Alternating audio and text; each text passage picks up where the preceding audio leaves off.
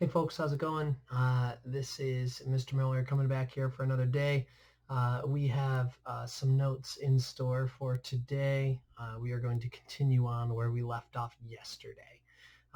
If you remember, yesterday was a lot of information, a lot of updates about the AP tests. So we are going to go ahead and move past that and continue on with our Chapter 37 notes, which we had started yesterday at the end of the class.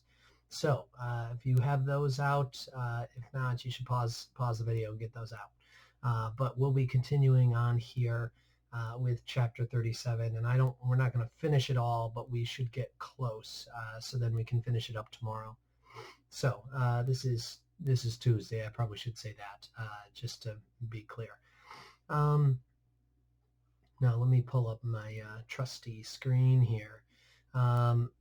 So we talked yesterday, right at the end, about the Federal Highway Act, when we talked about the creation of the federal highway system, the interstate highway system, used for commuters, but also used for defense. So you have multiple purposes that are kind of used here in this time period. So moving on to where we did not go yesterday is on to McCarthyism, which is the next heading on that notes sheet that you have. So McCarthyism is something that you guys are undoubtedly familiar with based on your previous work with the Crucible in English class. So with all that being said, that's kind of what we're talking about here. So you should already know most about this. This centers on a guy named Joseph McCarthy. He is a senator. I think he's from Wisconsin, if I'm remembering correctly. So he is a senator. He's pictured here in this picture. He decided in 1950 that he had some inside information about the State Department and how the State Department and the Secretary of State was employing communists in it, basically hiring communists. And they knew they were communists. And the director at the time, who I have written down on my note sheet as Dean Acheson, did not kick them out of this, did not kick them out of the State Department. So McCarthy goes on live TV and he says, or maybe not TV, but he invited all these press reporters around. And he says, I've got a list of 205 members of the State Department who are also communists. And they are right here. I've got this list. This list is full of these people, and we're going to get them, and we're going to kick them out of our government because we don't want communists in our government. So here is McCarthy holding up his list there. Now, ultimately, he comes back. People start saying, "Oh, well, let's see the list," and he's like, "No, I got to keep control of the list." And then he publishes a list of smaller than 205. And then people question him on that, and then he publishes even more or even fewer people. Eventually, he abandons his claim completely about there being communists in the State Department. He says, well, there's probably some in there, but I don't know specifics. So right there probably should have been a big red flag for most people to say, wow, this guy doesn't know what he's talking about, and he has no idea. But what ended up happening was this whole thing kind of turns into a, for lack of a better word, a witch hunt, which you guys know from the Crucible.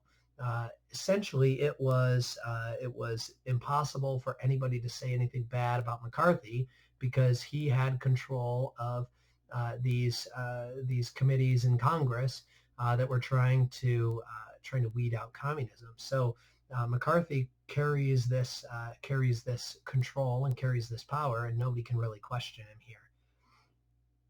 Now, he's also got support in the public. So the public support him. The public don't want communists in the government, and McCarthy's trying to stop doing that, or he's trying to stop communists from being in the government. So McCarthy can't be doing bad things here, according to the public. So McCarthy gains support across the board here. Now, this whole thing continues on for like 3 or 4 years where McCarthy is kind of running crazy and accusing people hundreds of people really, of being communist sympathizers. He ends up attacking the army and goes after the army. He ends up claiming that the army is filled with communists. Turns out he ends up putting them all on trial in the Army McCarthy hearings. So he puts these generals on trial, and they basically give it to him in terms of them kind of saying, "How dare you question my allegiance to this country?" Because I'm in the military and all that. So that kind of damages McCarthy's credibility a little bit. McCarthy turns, and a lot of people turn on McCarthy and say, maybe he's not doing the right thing. Maybe he is taking advantage of people and taking advantage of this hysteria. So he ends up getting censured by the Senate for his actions, and then he continues as a senator for a few more years, but he does not keep going with his anti-communist stuff after 1954. So that's kind of the deal with the Army McCarthy hearings. Now, continuing on with desegregation, civil rights stuff, we do have to talk about Rosa Parks here in a second. But to begin with, one thing that I didn't really put on your notes sheet but should be mentioned is in 1948, 3 years after the Second World War is over, in 1948, Harry Truman takes the step to desegregate the armed services, the armed forces. Even through World War II, people were fighting in segregated units, but Harry Truman ends that in 1948. So that's a noteworthy thing to make mention of. Pictured here is Rosa Parks, who I'm sure you've seen her before. I have a picture of her in my room, I think over my light switches, if I'm remembering correctly. It's been a while. It's been too long since I've been in there. I'm starting to have withdrawals. So Rosa Parks here, in 1955, she sparks the Montgomery bus boycott. The Montgomery bus boycott was started because, and you guys all know the story, Rosa Parks is sitting down and she refuses to give up her seat and move to the back, which is where African Americans had to sit. So she refuses, gets arrested and put in jail. And then African Americans across the city of Montgomery in Alabama decide that they're going to boycott the bus system until they outlaw that segregated policy. So essentially this boycott lasts for a whole year, all the way into 1956. It is led by the famous Martin Luther King Jr. So he's the guy kind of overseeing all this, and this is kind of his first, one of his first major moves as a civil rights leader. But it is a powerful protest, and it's a well-known one. So eventually they end up kind of overturning this policy that was occurring in Montgomery. Now, let's get into another Supreme Court case that we have not talked about, but you probably know about it. It's Brown versus the Board of Education, Brown versus Board of Ed of Topeka. Most of the time it's just referred to as Brown versus Board or Brown versus Board of Education. What this is about is segregated schools. Essentially, there were segregated schools under the ruling of Plessy versus Ferguson. If you remember Plessy versus Ferguson, we refer to that as the separate but equal court case, where the ruling was made that as long as the facilities were equal, they could be separate or segregated. So these facilities needed to be equal. People in Brown v. Board argued that the facilities were not equal because they were separated. They were inherently unequal. And the Supreme Court ultimately ruled that, yes, that is correct. The decision made in Plessy versus Ferguson was incorrect and wrong. And the segregation of schools had to end. Because people were getting different educations, it was inherently unequal. So Brown versus Board of Education overturns Plessy versus Ferguson. No more is there segregated, separate but equal situations going on. It overturns that, and it's kind of a growing pain in America to try to figure out what that looks like. Brown versus Board of Education happened in 1954. And so 1954, it will go into even into the 1960s. There is kind of the civil rights era is ramping up. So it is not an immediate thing that gets solved here. This pictured here is her name is Linda Brown. She was the daughter of one of the plaintiffs in the case. There was a number of people who were in the case, but she was the namesake for the case. Her father was Mr. Brown, and he would have sued, and he was alphabetically first in the list of all the parents who had sued. So he gets the name Brown on the court case. So that's Linda Brown. She is coming from a white school after this desegregation has been over, but she's accompanied by United States Marshals, so government officials who are there to ensure that she's safe, which is kind of cool. It's kind of a cool picture. So moving on. There is a situation in, I guess I should have got a picture of this. I'll put a picture in here, I think, and then it'll be on this PowerPoint before I post it. So I'll post it again. I'll post it, and then it'll have another picture in here about the Little Rock Nine. Actually, I'll pause this and get a picture in there right now. So, okay, I'm back here. I got the Little Rock Nine pulled up. So what we've got to talk about here is basically integration. So as the Brown versus Board of Education case gets settled here in 1954, the question mark then is kind of how do we go about desegregating American society? So schools are kind of the main battleground here, at least to begin with. We have kind of an issue with Dwight D. Eisenhower. Dwight D. Eisenhower was more conservative on social issues, but he did not want to ruffle any feathers, I guess you might say, with social issues. So it was more of like just kind of keeping things the status quo the way they are. So what he ends up doing is he doesn't really support integration of schools at this point. In 1957, there was a ruling in Arkansas, in the capital of Arkansas, which would be Little Rock, Arkansas. And so in Little Rock, they were supposed to desegregate the schools in 1957. What ends up happening is the governor of Arkansas ends up sending in the National Guard to make it so that the students who were going to desegregate the schools could not attend the school. So the governor happened to be pretty racist and refused to allow African Americans into these schools. So there were originally 9 students who were supposed to desegregate the school to begin with. They are pictured here in this slide called the Little Rock Nine.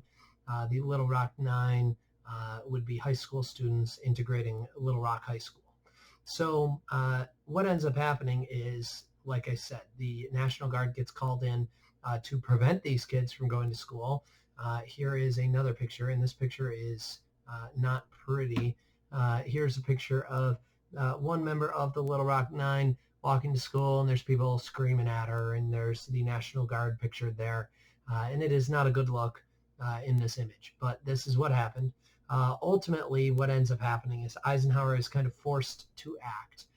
Eisenhower sends in the United States Army, sends troops in to escort the students to their classes. So basically forcing this desegregation to happen, this integration to happen.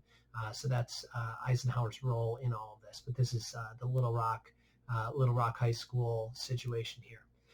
Now, there is I don't think I've got another picture of that. Okay, before I get to this picture, I'll keep it up there. But there are competing groups here that we got to talk about. That is in this heading here that you've got. There is a group that was founded by Martin Luther King Jr. The group founded by Martin Luther King Jr. happened to be a little bit more conservative in their methods in terms of how to get African Americans to be integrated. The group's name was called the Southern Christian Leadership Conference, the SCLC. Southern Christian Leadership Conference, and Martin Luther King Jr. is the leader of that. it is using black churches to try to advocate for African American rights. So that is kind of the deal there. Now, there is another group that gets created, and it gets created based on some younger people. There's two groups here, and it's kind of the older people versus the younger people. Everybody wants the same thing. Everybody wants integration, but they differ on how best to get that. We have seen this before. Potentially, you might remember Booker T. Washington versus W.E.B. Du Bois. You also might remember the differences between the women's rights movement leading up to the 19th Amendment, the National NAWSA, National American Women's Suffrage Association, versus the NWP, National Women's Party. Both of those examples had very different perspectives on how best to achieve the goal. They wanted to achieve the same goal, but they are advocating for different methods. So there is no difference in this case. It's about the same situation. You have two groups who are both advocating to end segregation, but they differ on how best to do that, or how they think they should best do that. So this second group gets created out of another protest that starts. So I'll talk about the protest, then I'll talk about the group.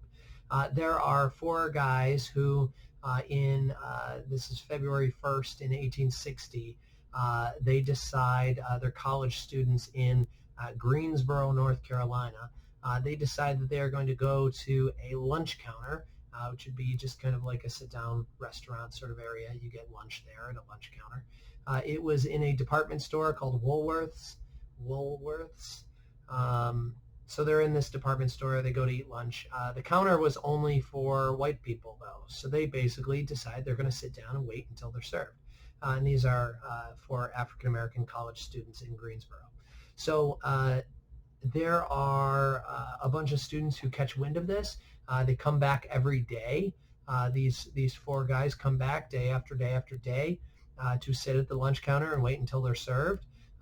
There are, within a week, 1,000 African-American and some white students and some just people, some non-students, who decide they're going to come to the lunch counter here at Woolworth's and sit down until these guys can be served, and just basically crowd this whole lunch counter. Eventually, there is no way for this lunch counter to still operate because there is no space for any food to be created or served. I mean, if you've got 1,000 people crowding into a restaurant, it's going to get a little packed. And these things were happening across the country too, in multiple places, not just in Greensboro. So they use the kind of the momentum that's gained from this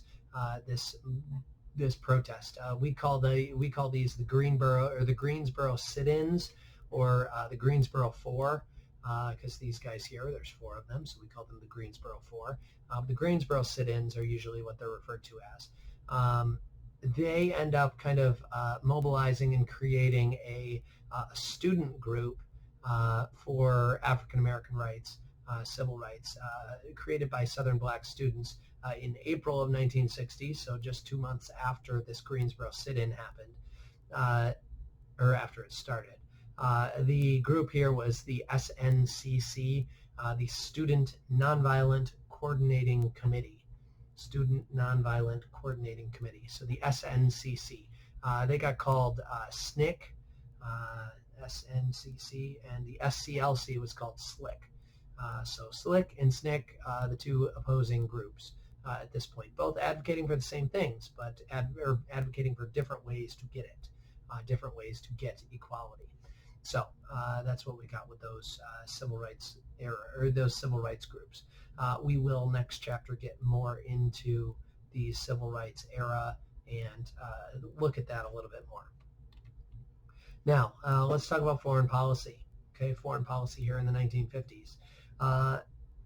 In the 1950s, we have some very interesting developments in terms of the Cold War.